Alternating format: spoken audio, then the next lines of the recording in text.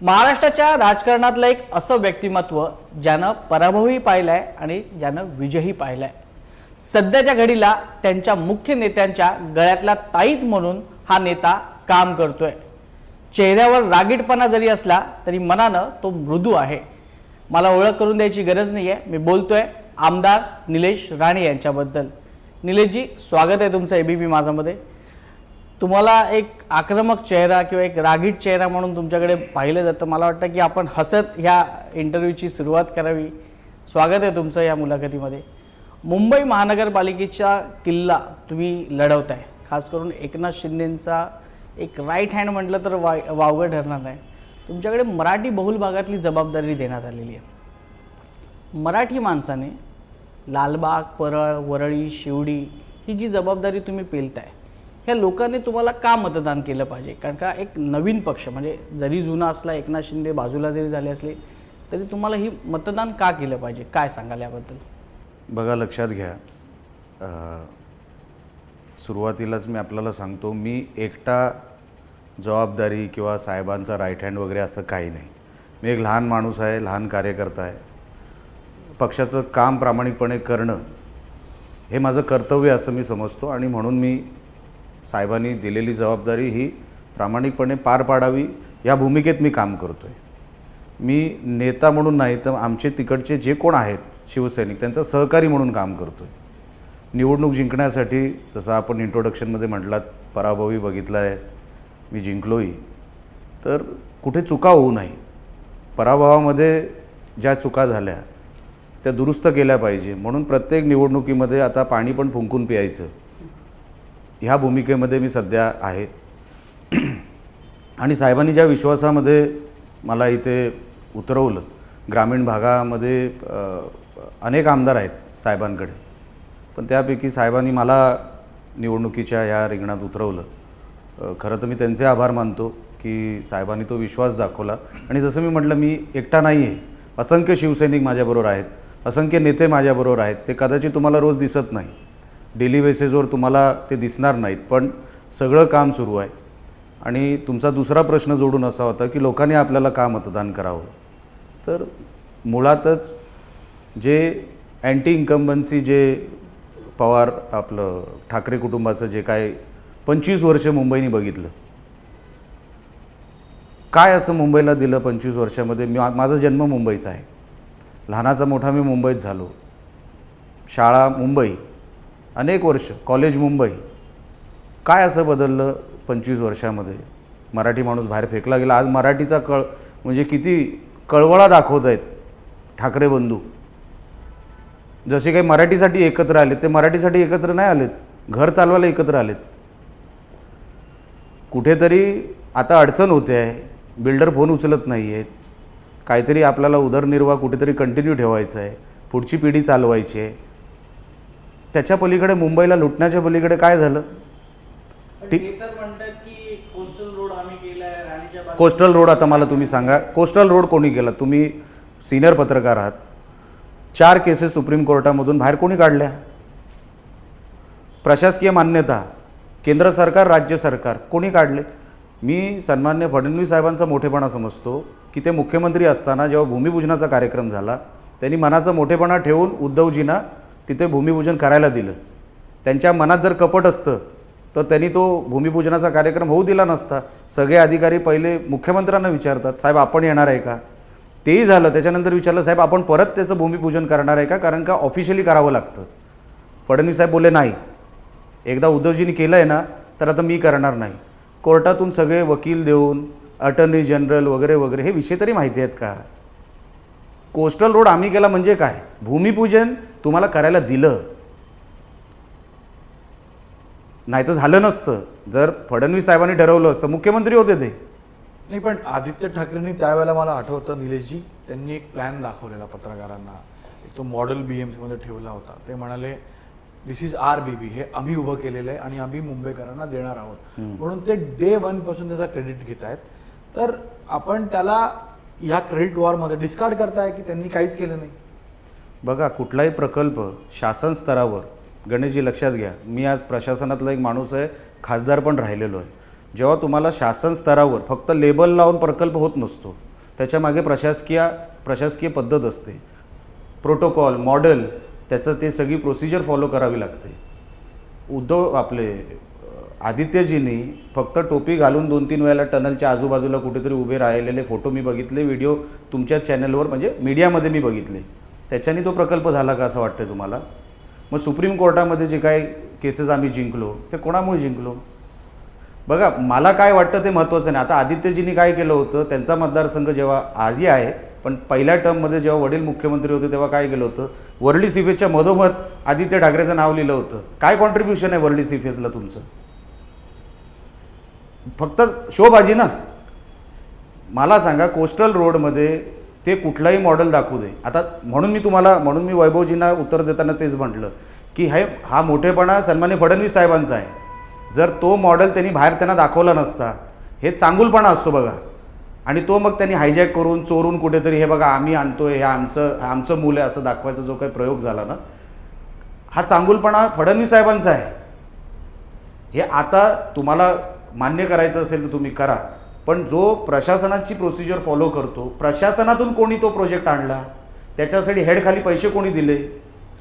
पण 25 वर्षांचा उल्लेख तुम्ही केला की मुंबईला काय दिलं. याच 25 वर्षांमध्ये आपण म्हणजे राणे साहेब आपणही शिवसेनेसोबत होतात, आपणही महत्त्वाच्या पदांवरती होतात. तर हा प्रश्न तुम्हालाही येईल ना, बघा की तुम्ही सोबत असताना का नाही केलं? नाही, काय केलं तुम्हाला सांगतो. सगळ्या किल्ल्या त्यांच्याकडे. उद्धवजी तसं कोणाला इंटरफिअर करायला द्यायचे नाही, कोणाला अधिकार नव्हता. आता स्वर्गीय बाळासाहेब ठाकरेंचा मुलगा म्हटल्यावर कोण मध्ये पडणार आहे हो? प्रत्येकाला आपापल्या मतदारसंघामध्ये कामं करायची असतात. कोण मंत्री होता, कोण आमदार होता, कोण खासदार होता. कोण त्या भानगडीत पडणार आणि साहेबांच्या मुलाला अंगावर घेणार? कारण का साहेबांच्या मुलाचं फक्त ते साधन होतं टक्केवारीचं, आणि त्याच्यात जर कोणी शिवसैनिक म्हणून जर हस्तक्षेप करायला गेला असता तर तो शिवसेनेत राहिला असता का? ठेवलं असतं? अच्छा, हे सगळे जे शिवसैनिक बाहेर पडले ते कोणामुळे बाहेर पडले? काय कारण होतं? सगळ्यांचं बाळासाहेबांवर प्रेम होतं. पण कोणी जर पैसे, ते म्हणतात ना पैसे मिळाले, दबाव आले म्हणून खोके घेतले, तुम्हाला ते खोकासूर म्हणतात, अनेक गोष्टी किंवा तुमच्यावर आरोप का गेले, गणेश नाईक साहेब का गेले, असंख्य शिवसैनिक का बाहेर पडले? मी तर हे तुम्हाला जे नावं मीडियावर दिसतात तेवढी सांगतोय. किती शिवसैनिक सोडून गेले, आणि चांगली लोक सोडून गेले. तेव्हा राणेंना कोणी पैसे दिले होते, गणेश नाईक साहेबांना कोणी पैसे दिले होते? असं नसतं. आता बघा, तुम्हाला सांभाळता आलं नाही ना तुमचं मूल, की तुम्ही दुसऱ्यावर, शाळेवर, टीचरवर बोटं दाखवणार. तुम्ही जर संघटना सांभाळली असती. अच्छा, आमचे राणेसाहेब काय मागत होते? काहीच नाही. मुख्यमंत्री झाले होते आमचे साहेब, पण परत मागे लागून कुठेतरी डॅमेज करण्याचं जे काम होतं ना, साहेबांसाठी, स्वर्गीय बाळासाहेब ठाकरेंसाठी सगळे गप्प होते. पण किती सहन होण्याच्या पलीकडे जर झालं तर कोण कशाला गप्प बसेल, आणि किती वेळ गप्प बसेल? आजही जेवढे बाहेर पडले, स्वर्गीय बाळासाहेब ठाकरेंवर कोणी अपशब्द किंवा कोणी वेगळं काही बोललेलं नाही, मत मांडलेलं नाही. उद्धवजींवरच का होतं हे? असं काय एका व्यक्तीमुळेच का होतं हे? का होतं, मला हा प्रश्न तुमचा. कारण का त्यांची जी वर्किंग स्टाईल आहे, जसं मी तुम्हाला मुंबई महानगरपालिका कोणी कारभारावर विचारायचं नाही, कोणी कारभाराच्या मध्ये यायचं नाही, कारण का त्यांचे कॉन्ट्रॅक्टर ठरलेले. अच्छा, कॉन्ट्रॅक्टर मराठी, कुठला कॉन्ट्रॅक्टर मराठी आहे? मी तुम्हाला 4 शेवटच्या टप्प्यात मी कदाचित ते सगळे नावं सकट बाहेर काढीन जाहीर सभेमध्ये किंवा पत्रकार परिषदेमध्ये. कॉन्ट्रॅक्टर मराठी चालतो, तुम्हाला गुजराती चालतो, एक मारवाडी चालतो. तिथे मराठी चालत नाही. तुम्हाला परदेशात जायला गुजराती मारवाडी चालतो, तिथे ठक्कर चालतो, तिथे मेहता चालतो. लंडनमध्ये किती मराठी माणसं जातात सोबत? जी मला तुम्हाला हा प्रश्न आहे, कारण का मी बऱ्याच वेळेला तुमच्या कुटुंबियांकडून लंडनच्या आणि ठाकरे कुटुंबियांच्या खूप स्टोरी ऐकल्यात.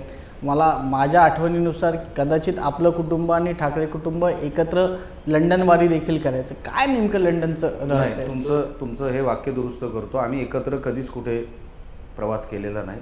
योगायोगाने जर समजा आम्ही एअरपोर्टला भेटलो तर तो एकत्रित प्रवास होत नाही. ते एकाच फ्लाईटमध्ये असतील किंवा आमचं काहीतरी ठरलं असेल तर आम्हीच एकाच फ्लाईटमध्ये होतो.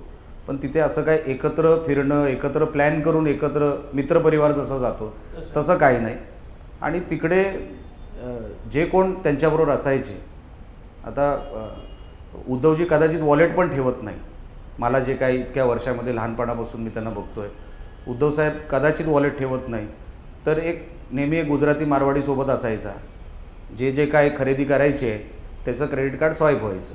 हे तुम्ही डोळ्यांनी हे बघितलं? डोळ्यांनी बघितलेलं आहे. आता एक शहर लंडन शहरामध्ये फिरणारे शॉपिंग करणारे गल्ल्या 4, तर त्याच्यामध्ये अच्छा तो बिल्डर काय असा काय पाकिस्तानी नव्हता ना, तो इकडचाच होता, तो ओळखीचाच होता. तो सांगायचा ना बहुत खर्चा हो गया. मला आयो क्यों तुम, बोला अभी क्या करेगा, आना पडता है.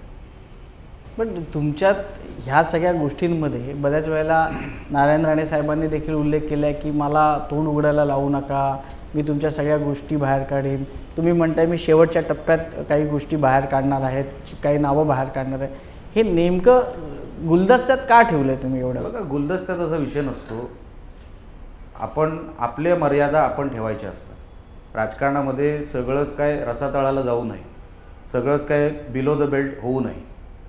समोरच्या माणसांनी मर्यादा पाळल्या तर आम्ही मर्यादा ठेवणार. बघा, राजकारणामध्ये कोणच धुतला तांदळाचा नाही आहे. पण निलेशजी तुमच्या घरावर ते आले होते, अजून कुठल्या म्हणून मी मर्यादा, सांगतो ना कुठल्या तुम्हाला. मर्यादा नाही, तुम्हाला नाही, अजून? मर्यादा म्हणजे तशा नाही म्हणत आहे मी. हां.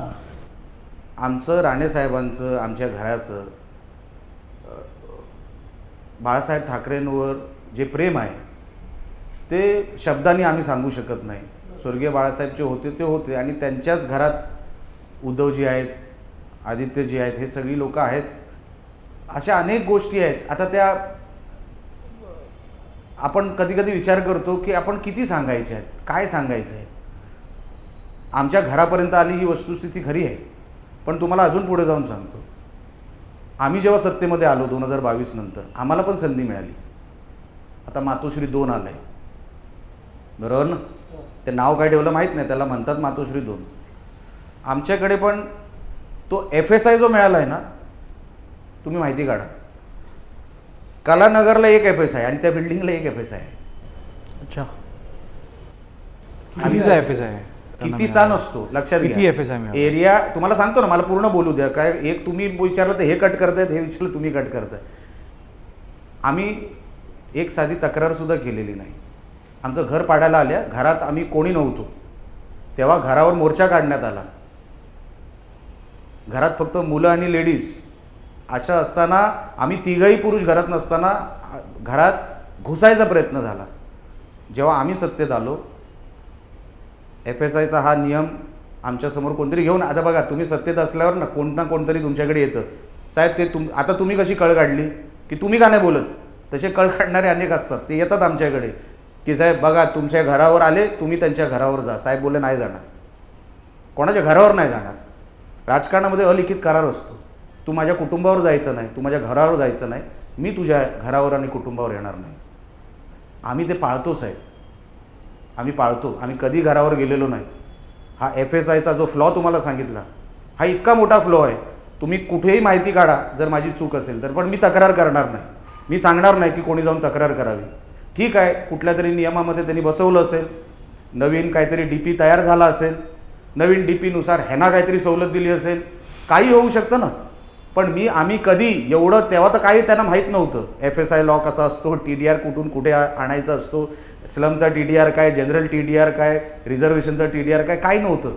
तरी आमच्या साहेबांनी ठरवलं, निलेश नाही, काही जरी झालं आपण कोणाच्या घरावर जायचं नाही.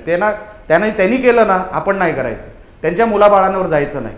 आज आदित्यजींवर का बोलावं लागतं? कारण का आज ते राजकारणात आहेत. ते जसे वागतात, आज ते आमच्या शिंदे साहेबांवर नको नको ते बोलतात. आम्ही पातळी सोडायला गेलो, आम्ही सोडू शकतो ना, पण कधीतरी त्यांना ती जाणीव व्हावी. आता पहिल्यासारखे ठाकरे राहिलेले नाहीत. तुम्ही ठाकरे म्हणजे कोण नवाब किंवा कोण राजेशाहीवाले नाही. तुम्ही जमिनीवर येऊन काम करा, तुम्ही जमिनीवर राहून लोकांची सेवा करा, आपण स्वागत करू. काय भाषा हो, काय त्या अमित साटमना एक माजी मुख्यमंत्री ही भाषा वापरतो एका पक्षाच्या अध्यक्षावर. मग आम्ही का टाळ्या वाजवायच्या? पण जसा तुमचा मूळ प्रश्न होता ना, तुम्ही का मर्यादा पाळता? आम्ही मर्यादा पाळतो कारण का संस्कार तसे झालेले. कोणाच्याही घरावर नाही, किती जरी मोठा दुश्मन आला.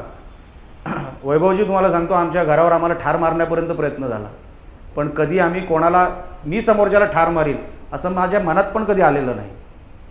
मी तुम्हाला नावं सकट सांगेन की कशा सुपाऱ्या दिल्या गेल्या होत्या.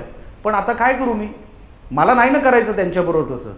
मी कोणाच्या मुलाबाळावरून जाणार नाही, मी कोणाच्या घरावर जाणार नाही.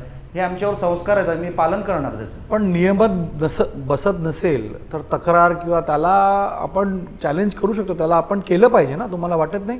तुम्ही लोकप्रतिनिधी आहात, पत्रकार म्हणून तुम्ही केलं पाहिजे, करू तुमचाही शकतो. अधिकार आहे. माझं म्हणणं असं आहे, मी तुम्हाला का सांगितलं हे, कारण का प्रश्न निर्माण झाला की तुमच्या घरापर्यंत आले, ते तुमचं घर पाडण्यापर्यंत आले, माझ्या कुटुंबाला मारण्यापर्यंत आले, तरी तुम्ही का संयमाने? कारण का एक तर स्वर्गीय बाळासाहेब ठाकरेंचं कुटुंब आहे, त्यांना वाटत असेल आम्ही त्यांच्या म्हणजे रक्तासाठी हे सगळं करतोय किंवा त्यांना कुठेतरी आडवं. अजिबात नाही साहेब, अजिबात नाही.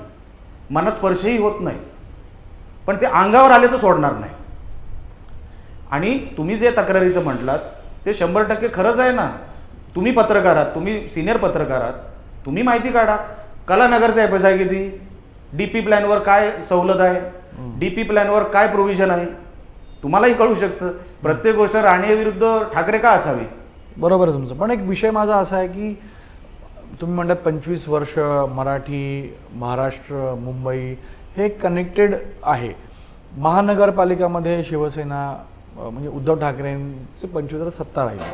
आजही ज्या वेळेला ते येतात समोर तर मराठी अस्मिता आणि मराठी माणसाचं अस्तित्व राहावं यासाठी आम्ही लढतोय असं म्हणताय.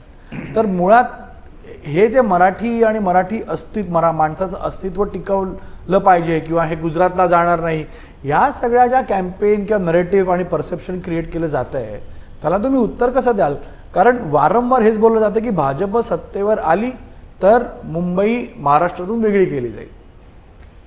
किती वर्ष आपण हे ऐकतोय साहेब, किती वर्ष? मुंबई वेगळी होणार, मग सुरतला जोडली जाणार वगैरे वगैरे, जे काय आपण तुम्ही सगळा उल्लेख केला तो. ह्यांच्याकडे विजनच नाही मुंबईसाठी. अहो आपण परदेशातली शहरं बघा. अहो म्हणजे मी कोणाशी कम्पेअर करणार नाही, त्याच्यावर आपण कधी कालांतराने चर्चा झाली तर करू. पण जग कुठं चाललं नाही, आपण काय बोलतोय? आज आपण जागतिक शहरात राहतो, मुंबई जागतिक शहर मानलं जातं. 21व्या शतकातलं शहर दिसतंय का हे? वाटतंय का तुम्हाला? शिवडी वरळी बघा, बाकी सोडून द्या. जिथे भरभरून मराठी माणसांनी तुम्हाला प्रेम दिलं, आज त्या शिवडीची अवस्था काय आहे? फायर ब्रिगेडची गाडी जाणार नाही आतमध्ये अनेक गल्ल्यांमध्ये, दुर्दैवाने काय झालं तर. ही अशी अवस्था केली तुम्ही मराठी माणसाची. मराठी माणूस बदलापूरला गेला, कल्याण डोंबिवलीच्या बाहेर फेकला गेला, 100 फुटामध्ये 8-8, 10-10 लोक राहत आहेत. तुम्ही मराठी अस्मिता कसली सांगताय? कोणाशी खोटं बोलताय आपण? स्वतःशीच ना. या सगळ्यासाठी ठाकरेच जबाबदार आहेत फक्त. हो, 25 वर्ष शहराच्या किल्ल्या कोणाकडे होत्या? सर्वात श्रीमंत महानगरपालिका तुमच्याकडे. अनेक आफ्रिकन देशांचं बजेट नाही आहे तेवढं एकटं मुंबईचं बजेट आहे. अनेक आफ्रिकन देश, माहिती काढा तुम्ही. एवढं मोठं बजेट असलेलं शहर तुम्हाला सांभाळता आलं नाही. काहीतरी 43% स्लम आहे मुंबई. मुंबईची डेन्सिटी वाढवायची, बिल्डर लोकांना FSIचा फायदा करून द्यायचा. हो, डेन्सिटी वाढली कधी? मी म्हणतो चला, तुम्ही म्हणताय ना, तुम्ही बाजू घेऊन सांगताय चला ठाकरेंनीच केलं का?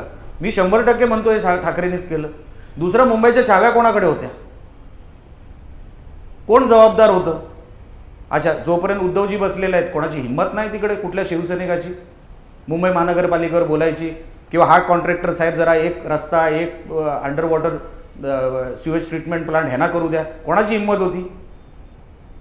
कॉन्ट्रॅक्टर ह्यांचेच अधिकारी हे लोकच सांगून बंगल्यावर बोलवायचे. पुऱ्या मुंबईचा आज बसबस करून ठेवलं तुम्ही. आणि आज तुम्ही मराठी अस्मिता आणि हे सगळे विषय काढतायत कारण का तुम्ही मुंबईचं वाटोळं केलं. अहो, जागतिक दर्जाचं 21व्या शतकातलं शहर वाटतंय का? बघा तुम्ही जाऊन, आपण कुठल्या शहराशी कम्पेअर करावं तुम्ही मला सांगा मुंबईचं.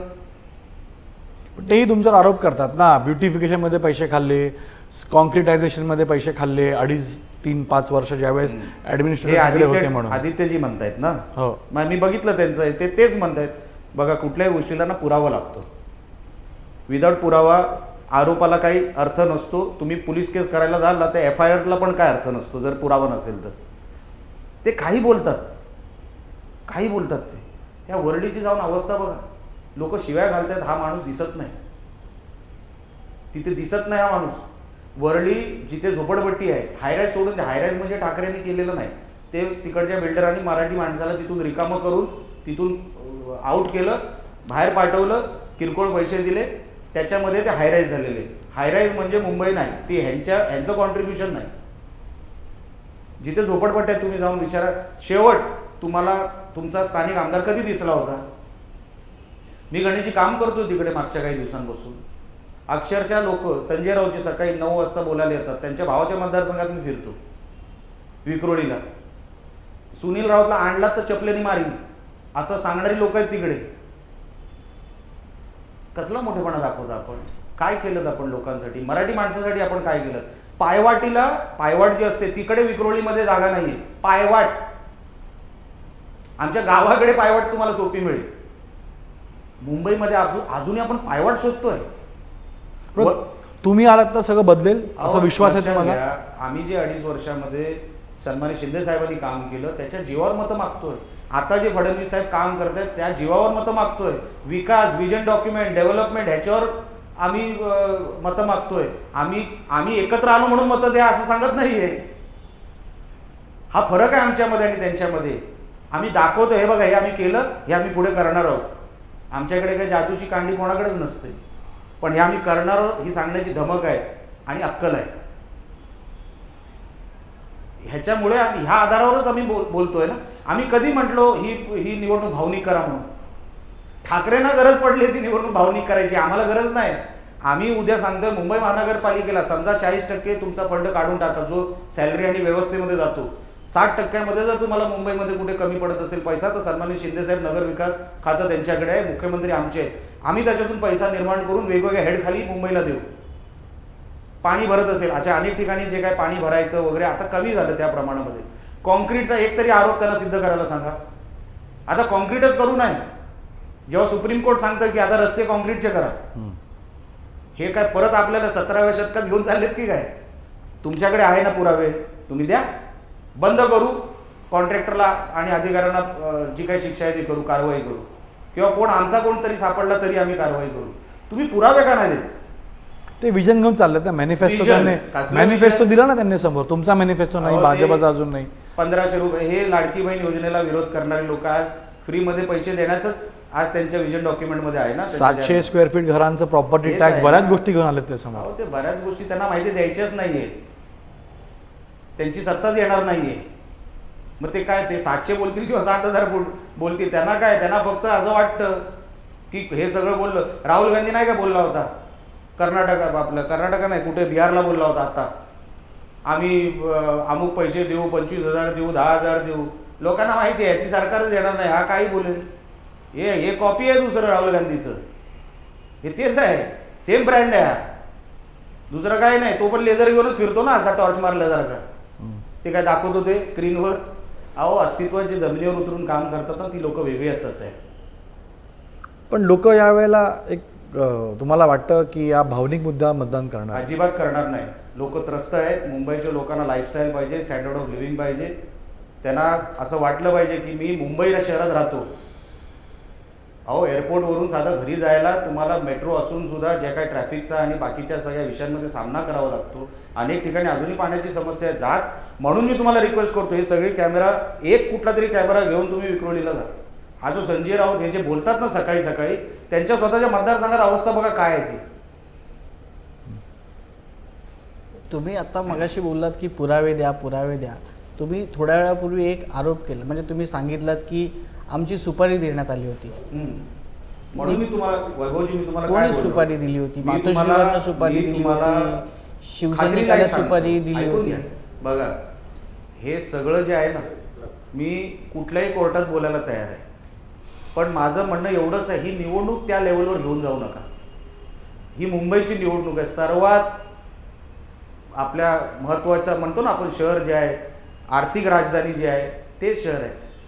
ह्या सगळ्या विषयामध्ये आपण गुंतून पडायचं आहे का? जिथे बोलायचं आहे ना, कुठे काय सुपारी दिली, कोणाला काय बोलले, काय सगळं बोलायला मी तयार आहे. पण माझा त्यांच्यावर अजिबात राग नाही. राग असता तर मी तक्रार केली असती. मातोश्रीवरनं दिली होती, शिवसैनिकाला दिली होती, ज्यांनी दिली होती त्यांच्या नावासकट डिटेल सकट मला माहिती आहे. पण ह्या निवडणुकीत हा विषय मला काढायचा नाही. जेव्हा काढायची वेळ येईल तेव्हा विषय हा मी काढेल. मी काय म्हणतो, आम्ही मर्यादा ठेवू नये. आम्ही कधी मर्यादा सोडले नाही. ते अंगावर आले तेव्हा आम्ही अंगावर गेलो. माझ्या राणे साहेबांना जेव्हा अटक केली रस्त्यातून, आम्ही म्हणजे साहेब जेवत होते अशा वेळेला ते सगळं जे काय झालं ना, तेव्हा पण साहेब बोलले, आमचे साहेब बोलले की ठीक आहे पण आपण ह्याला मैदानात उत्तर द्यायचं. मग निवडणूक जिंकलो, आम्ही तयारी केली. आम्ही त्यांना शब्दांनी उत्तर नाही देत बसलो वैभवजी, कामाने उत्तर दिलं. आज तिन्ही राणे सभागृहात आहेत, एक मंत्री आहे, एक केंद्रात आहे. ठाकरे आदित्यजी 7,000 निवडून आले कसे तसे. जर शेवटचे 48 तास काही गणितं फिरली असती ना, घरीच होते. पण निलेशजी, राज ठाकरे तुमच्यासोबत असतात तर ते चांगले असतात. म्हणजे जेव्हा त्यांनी येऊन सभा केली राणेसाहेबांसाठी तर चांगले होते. आज भावासोबत गेले तर तुम्हाला ते गैर वाटतं. म्हणजे तुमच्या दृष्टिकोनातून राष्ट्रवादी तुमच्यासोबत येणं हे बरोबर आहे का दोन्ही भावांना एकत्र येणं हे बरोबर आहे? जास्त मी कधी गणेशजी बोललो किंवा आमच्यातला असं कोण बोलला? बघा, मी स्वतः राजसाहेबांवर प्रेम करणारा माणूस आहे. माझं अख्खं कुटुंब, लक्षात ठेवा, राजसाहेबांबद्दल कधी चकार शब्दही माझ्या तोंडातून निघू शकत नाही. एवढा रिस्पेक्ट आणि प्रेम आमचं त्यांच्यावर आहे. पण राजसाहेबांनी उद्धवजींबरोबर जाऊन जे काही गडबड केली ना, चुकलं कोण तुम्हाला वाटतं त्याचं त्याच्यामध्ये? पूर्ण उद्या तो जो लॉस आहे ना, तो सन्मान्य राजसाहेबांचा आहे. उद्धवजींचं काही जात नाही. सीटा पण ते खूप लढवत आहेत. राजसाहेबांना 52-53 सीटा दिल्या आहेत. आज लॉस कोणाचा आहे? काँग्रेसला कळलं की उद्धवजींबरोबर राहायचं नाही. बरोबर आहे. काँग्रेस भाई जगतापांनी काय म्हणायला लागले, आम्हाला नको, आम्हाला ठाकरे नको. ते बाजूला झाले. म्हणजे काँग्रेसला कळलं की ठाकरेंबरोबर राहून लॉस आहे. आमचं एवढंच म्हणणं होतं की राजसाहेबांनी, मी लहान माणूस आहे साहेब त्यांच्यासमोर, ते फार मोठे आहेत, आमच्या आवडतीचे आहेत आणि नेहमी राहणार. पण उद्धवजींबरोबर जाऊन, उद्धव साहेबांबरोबर जाऊन ही जी मी चूक झाली असं मी म्हणणार नाही, कारण का ते मोठे नेते आहेत. पण त्यांचा लॉस झाला. हा लॉस कसा ते भरून काढतील हे मला माहीत नाही. पण आज तुम्ही बघा, मनसे पूर्ण डिम झाली. कुठेही मुंबईमध्ये तुम्हाला तसं काय वातावरण मनसेचं जे असतं ना, जसं धगधगते, त्या स्वबळावर जेव्हा असतात ना तेव्हा कसे धगधगते असतात. बघा त्यांचे प्रचार बघा, त्यांची सभा बघा. आज राजसाहेबांची बॉडी लँग्वेज बघा. आज ते काय बोलतात पत्रकार परिषदेमध्ये. एक साहेबांचा एक ऑरा आहे, त्याला म्हणतात ना, एक पर्सनॅलिटी आहे. आज ती पर्सनॅलिटी दिसत नाही या निवडणुकीमध्ये. ते फसले. माझं मत आहे, मी एक लहान माणूस आहे, माझं मत आहे की राजसाहेब फसले. कदाचित त्यांना वाटलं की आपण 11th आवरमध्ये आहोत. 11th आवरमध्ये जेव्हा माणूस इमोशनली काय जे डिसिजन घेतलेलं आहे ना, हे साहेबांनी इमोशनली घेतलं असेल, मला माहीत नाही. पण ह्याच्यातून आम्हाला जे दिसतं, साहेब, मी कमी वयामध्ये आता 4 निवडणुका लढवलेल्या आहेत. ह्या 4थ्या निवडणुकीत माझा विजय झालेला आहे. लोकांचा जो काय राजसाहेबांकडे बघायचा जो दृष्टिकोन होता तो आता तसाच राहिलेला नाही. राजसाहेब सरेंडर झाले आणि सगळी मनसे उचलून उभाट्याला दिली, असं लोकांचं एक समज झालेली आहे. हे मला थर्ड पार्टी म्हणून जे लोक सांगतात ते सांगतात, हे मी तुम्हाला थर्ड पार्टी म्हणून सांगतो. माझं स्वतःचं मत मी तुम्हाला सांगितलं. लोक जे आम्हाला सांगतात की साहेब सरेंडर का झाले. साहेबांनी जसं स्वतःहून जे काही इतके वर्ष त्यांनी, जे काय त्यांच्या पक्षाला जितकी वर्ष झाली, त्यांनी अजून एक निवडणूक त्यांच्या हिमतीवर काढायला पाहिजे होती. उद्धवजी ऑलरेडी सगळ्या बाजूनी त्यांचा पक्ष हा रिकामा झाला. सगळं समाजामध्ये काय त्यांची जागा स्थान, मतदारांमध्ये जागा स्थान, सगळं साहेब शून्याकडे चालले, शून्याच्या दिशेने चालले. त्याच्यामध्ये राजसाहेबांनी, असं म्हणत नाही की मी तुम्ही राजसाहेबांवर, मी टीका करत नाही साहेब, करणार पण नाही राजसाहेब, तुमचं ओपिनियन आहे ते. पण मला तुम्हाला प्रश्न असे की या निवडणुकीच्या निकालानंतर दोघे भाऊ एकत्र राहतील का वेगळे होतील, तुमचा काय अनालिसिस आहे? मी कशाला कोणाच्या कुटुंबावर अनालिसिस करू? नाही, पण राजकीय दृष्ट्या म्हणतो आम्ही दुसऱ्यांना तेच म्हणतो गणेशजी, कोणाच्या कुटुंबावर अनालिसिस करूच नका. ते 2 भाऊ एकत्र राहतील किंवा पॉलिटिकल लाईन बद्दल तुम्हाला काय वाटतं? मला नाही माहित सर, मी काय ज्योतिष नाही आणि माझं आडनाव काही जोशी नसल्यामुळे मी काय ज्योतिष सांगू शकत नाही. आणि ते उद्या काय करतील, कारण का उद्या पराभवाला सामोरं जावं लागणार त्यांना. पराभवानंतर एक दुसऱ्यांवर आरोप सुरू होतील, मग दोन्ही काढावे लागतील, काढणार. मग कार्यकर्ते आपसात भिडणार की तू माझं काम नाही केलं, तू सरेंडर झालास, तू त्याचं काम करत होतास, तू त्याचे पैसे घेतले. हे सगळं होणारच ना. म्हणून उद्या काय होईल हे फक्त वेळच सांगू शकतो. तुम्हाला जर वाटतंय की राज ठाकरेंचं नुकसान होत आहे उद्धव ठाकरेंबरोबर जाऊन, पण जेव्हा वेळ होती विधानसभेला तुम्ही निवडणुकीच्या प्रचारात असाल कदाचित, पण त्यावेळेला काही राज ठाकरेंनी जागा एकनाथ शिंदेकडे मागितल्या होत्या की अलायन्समध्ये आपण ह्या गोष्टी केल्या पाहिजे. ही छुपी चर्चा होती, पडद्यामागची चर्चा होती. त्यावेळेला मात्र एकनाथ शिंदेनी तसा हात किंवा प्रतिसाद राज ठाकरेंना दिला नाही. बघा वैभवजी, मोठ्या नेत्यांमध्ये जेव्हा चर्चा होते ती तुम्ही एका लहान आणि चुकीच्या माणसाला विचारता. मी त्या मोठ्या नेत्यांच्या चर्चेमध्ये नसतो. जेव्हा मोठी लोक चर्चा करतात, मोठे नेते चर्चा करतात, ते काय चुकतं काय भिनसतं हे तुम्ही आज सांगू शकत नाही, की मी त्या चर्चेमध्ये नसल्यामुळे सांगू शकत नाही. पण आज जसा कॉम्प्रोमाइज केलाच ना 52-53 सीटवर, राजसाहेब कुठे आणि 52-53 सीट कुठे हो, केलाच ना कॉम्प्रोमाइज. मग तेव्हा कमी सीटांवर करायला पाहिजे होता. तुमच्या मुख्य नेत्यांनी हात दिला नाही असा पण त्यांचा आरोप काय आहे. कशामुळे रिस्पॉन्स नाही मिळाला किंवा कोणी रिस्पॉन्स दिला नाही हे जोपर्यंत नेते सांगत नाही, मी माझा अधिकारच नाही त्या मीटिंगबद्दल बोलायचा. ते 2 मोठे नेते आहेत, ते जे ठरवतील तसं होणार. त्यांच्यात काय चर्चा झाली, कशामुळे ती यशस्वी झाली नाही हे तेच सांगू शकतील, मी नाही. पण एक नेता म्हणून तुम्हाला काय वाटतं की राज ठाकरेंची सारखी बदलती भूमिका, म्हणजे राज ठाकरेंवर वारंवार आरोप होतो, जसं सिंधुदुर्गात आम्ही सगळेच होतो प्रचाराला की नारायणराव राणे यांची खासदारकीची सभा होती आणि त्यावेळेला ते आले होते, पण आज मात्र थेट विरोधात आहेत सगळीकडेच. त्याच्या आधी विरोधात होते, त्याच्या आधी समर्थनात होते. तर ॲज अ नेता म्हणून काय वाटतं राज ठाकरेंची लाईन अँड लेंथ काय, कारण का तुमचा आवडीचा नेता आहे तो. मी बऱ्याच वेळेला तुमच्याकडून कौतुक ऐकलंय, तुम्ही भेटायलाही गेलात, बऱ्याच वेळेला तुमच्या कुटुंबाचे चांगले संबंध देखील आहेत. हो बरोबर आहे. आता बघा, कुठलाही नेता आपली लाईन काय पकडतो हे त्या नेत्याचा सर्वस्वी अधिकार असतो. मी त्यांच्या पक्षात नाही, मी त्यांच्या पक्षाची लाईन ते बरोबर की चूक त्या सिच्युएशनमध्ये त्यांनी काय विचार केला असेल ते मी तुम्हाला कसं सांगणार. बघा, म्हणून मी तुम्हाला अगोदरच सांगितलं, दुसऱ्यांचे प्रश्न मी उत्तर देऊ शकत नाही. राजसाहेबांची लाईन काय, उद्या ते कुठल्या गाडीने फिरणार मला काय माहीत, मला काय माहीत उद्या काय होणार. फक्त बघा, बदलती भूमिकाही असं मी म्हणणार नाही. त्या वेळेला त्या सिच्युएशनमध्ये त्यांना जे योग्य वाटलं ते त्यांनी केलं असेल. समर्थन करताय तुम्ही. मी समर्थनाचा विषय कुठे आला, तुम्ही मला प्रश्न विचारला, मी त्याला उत्तर दिलं. तुमचा पॉईंट ऑफ व्ह्यू तुम्ही विचारला, मी समर्थन करत नाही, पॉईंट ऑफ व्ह्यू सांगतोय तुम्हाला. माझं म्हणणं असं आहे की ते कदाचित सगळं सिच्युएशन हँडल करा. आता बघा, जेव्हा पक्ष सत्तेत नसतो ना तेव्हा काय तुम्हाला सांगतो, सगळ्याच गोष्ट चुकी. मी अपक्ष उभा राहिलेलो मला माहिती आहे. सगळे म्हणतात भाई तूच, नंतर भाईच्या मागचे कुठे गायब होतात, भाईच शोधत असतो, भाई गायब होतो. मग काही खरं नसतं. हे सगळं फक्त बघा, ज्याचं जळतं त्यालाच कळतं. म्हणून त्या वेळेला राजसाहेबांनी का भूमिका घेतली हे त्यांना चांगलं माहिती आहे, तेच सांगू शकतो. पण निलेशजी, तुमच्याबद्दल म्हणजे तो विषय येतो, एक फायटर म्हणून तुम्हाला आता ऑफ लेट जास्त पाहिलं गेलं. ज्या गोष्टी कोकणात घडल्या, तुम्ही ज्या प्रकारे ॲग्रेसिव्हली गेलात, म्हणजे लोकांना एक्सपेक्टेड नव्हतं, कारण तुम्ही युतीमध्ये आहात, भाजप आणि शिवसेना. पण तुम्ही ज्या गोष्टी, तुम्हाला एक CID ऑफिसरसारखा जसा रेड करतो तशी रेड केली, आणि हे पाहिलं नाही की काय पण नीतिमत्ता आणि जे खरं किंवा जे योग्य आहे त्याला योग्य म्हणण्यासाठी, की अयोग्य त्याला अयोग्य म्हणण्यासाठी तुम्ही पुढे आलात. याबद्दल तुमच्या परिवारापर्यंत त्या गोष्टी आल्या. म्हणून आता देखील निवडणुकीमध्ये जो तुम्ही ठाकरेंचा कॉन्टेस्ट म्हणताय, पण ओव्हरऑल पिक्चर असं दिसतंय की कॉन्टेस्ट तुमच्या आणि भाजपमध्येच आहे. तुम्ही सोबत आहात तरी कॉन्टेस्ट भाजप आणि तुमच्यामध्ये. असं तुम्हाला कुठे जाणवलं मला माहीत नाही, पण अशी कॉन्टेस्ट आमच्या दोघांमध्ये नाही. सगळे कार्यकर्ते एकत्र राहून काम करत आहेत, सगळे रोज प्रचाराला एकत्र आहेत, सगळे नेते कोऑर्डिनेशनमध्ये आहेत, सगळे कार्यकर्ते पदाधिकारी कोऑर्डिनेशनमध्ये आहेत, आम्ही त्यांच्याबरोबर कोऑर्डिनेशनमध्ये आहोत. प्रचार करताना आम्ही वेगवेगळे करत नाही. इवन RPI पक्ष, आमच्याबरोबर RPI पक्ष पण आहे, आम्ही सगळे कोऑर्डिनेशनमध्ये आहोत. म्हणून असं काय तुम्हाला वाटतं तसं काय नाही आहे. सगळं काय ओके आहे, नॉर्मल आहे आणि शिस्तीत चाललेलं आहे. सगळे महायुतीचे प्रोटोकॉल फॉलो करत आहेत. आणि जसं जे झालं आहे ते सगळं विसरून आता न्यायप्रविष्ट आहेत काही गोष्ट, म्हणून मी बोलू शकत नाही.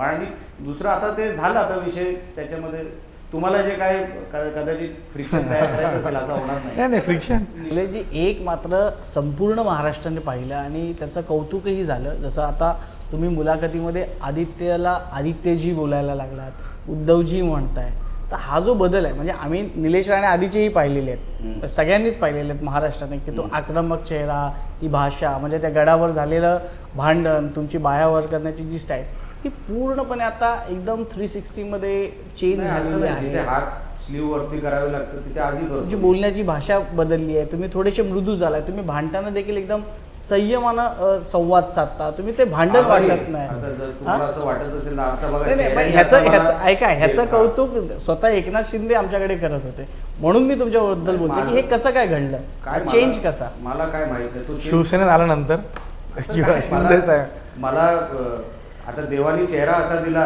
जो रागीट वाटतो. आता तुमचे कसे गोंडच आहेत सगळे, आम्हाला तसे देवाने असा काहीतरी बिघडलं याचं. म्हणजे मी मूड किती जरी चांगला असला वैभवजी गणेशजी तरी लोकांना वाटतं की हा रागात आहे. आता मी काय करणार. आणि त्याच्यानंतर वैभवजी कसं झालं, 10 वर्ष माझा जो पॅच गेला तो म्हणजे लोक आपण कोकणात म्हणतो ना ह्याला वाईट टाकला होता. म्हणजे मी राजकीय व्हेंटिलेटरवर होतो. मग काय केलं पाहिजे की आपण ह्याच्यातून काहीतरी मार्ग तर काढला पाहिजे. कारण का आयुष्याची शेवट ही पराभवाने होऊ नये हे आम्हाला राणेसाहेबांनी शिकवलं. तर चला जायचं तर जिंकून जायचं कुठेतरी.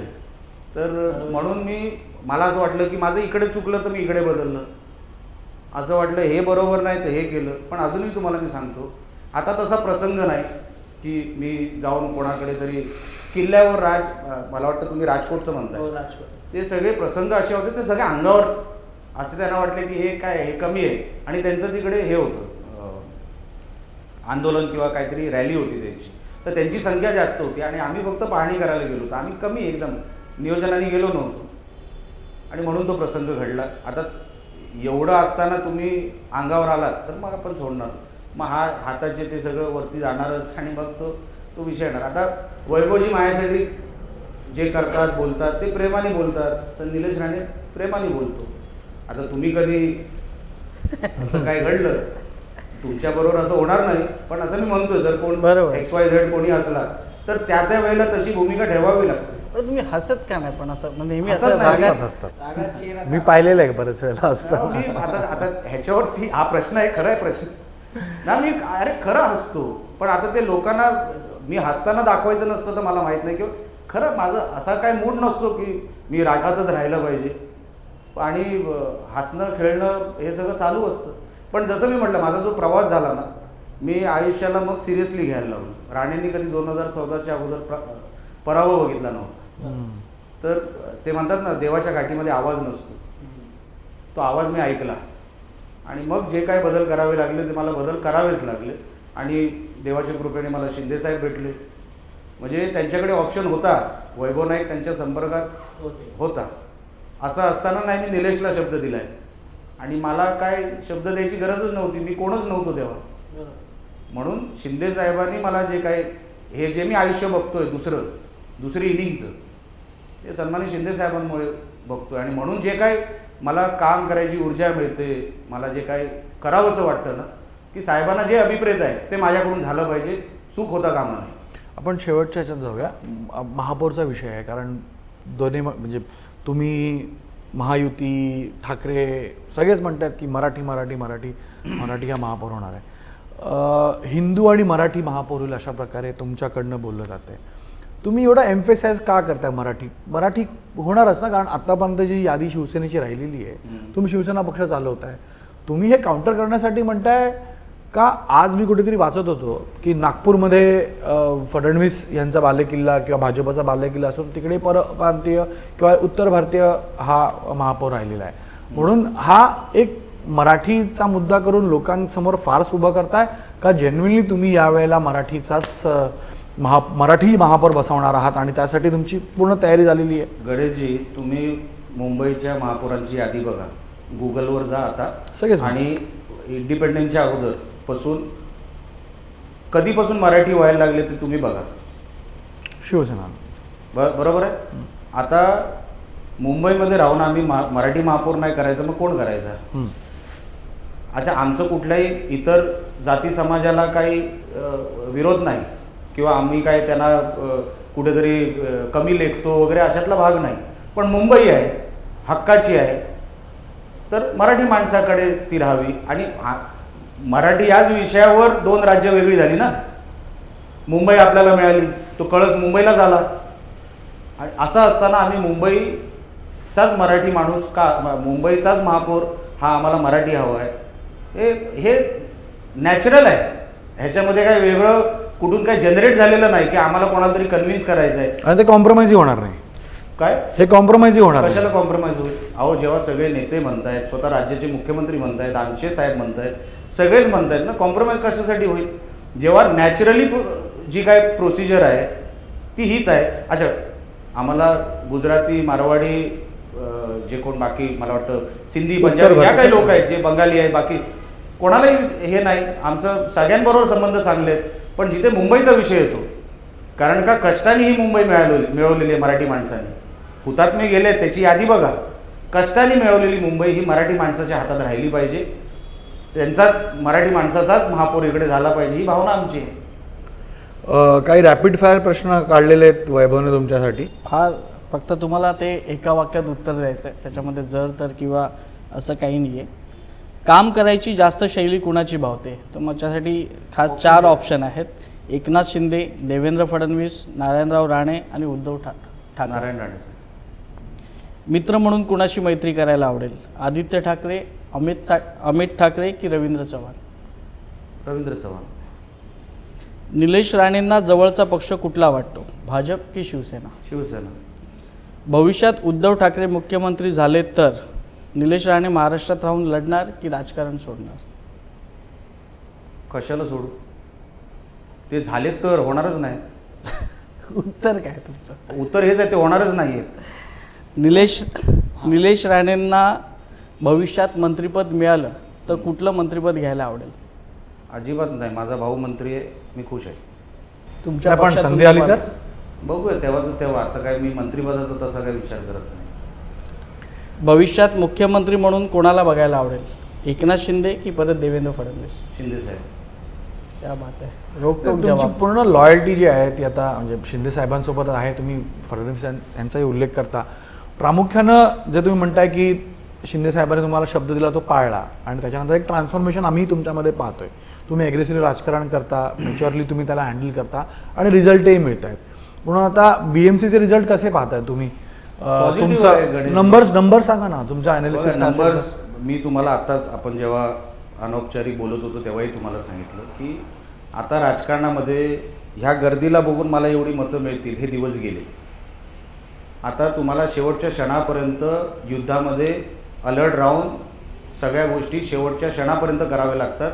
तुम्ही लोकांना गृहीत धरू शकत नाही. शेवटच्या क्षणापर्यंत तुम्हाला तसं राहावं लागतं, तसं तुम्हाला निवडणूक लढवावी लागते. आता जो काही मी उत्स्फूर्त प्रतिसाद बघतोय महायुतीच्या उमेदवारांना, आम्हाला 100% खात्री वाटते की महायुतीचा उमेदवार इथे सगळे उमेदवार इकडे निवडून येतील. मी आकडा तुम्हाला सांगणार नाही कारण का ते लोकांना गृहीत धरल्यासारखं होईल, पण मॅक्सिमम जागा, जास्तीत जास्त जागा महायुतीचे सगळे उमेदवार जिंकतील.